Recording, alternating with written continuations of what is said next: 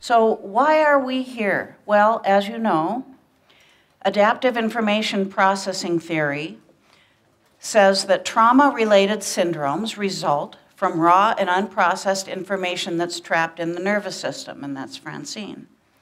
And we remedy this with EMDR, as you know, and as you perhaps do every day, to activate the neural networks holding the unresolved traumatic material and to catalyze the brain's information processing system in order to process it to an adaptive resolution. But the trouble with that is that EMDR assumes that the trauma is held in explicit memory. And as you know, the standard protocol begins with articulating a target, an issue that's formulated in the mind, that's got a picture, and it's typically associated with some kind of shock trauma, held in explicit memory with imagery, a narrative, and cognitive content.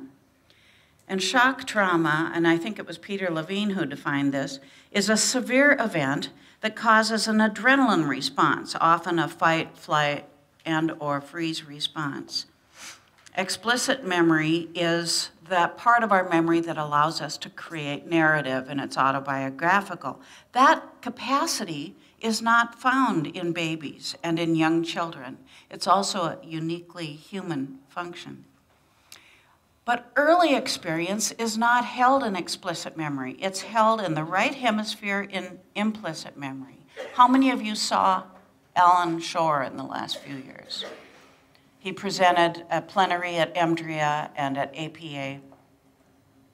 And he's got a body of evidence that says that trauma is held in the right hemisphere. And so is early experience, infant attachment experience. And as such, it's not subject to direct recall. However, what we find is that it seems to be available on turning attention to the felt sense in an embodied way.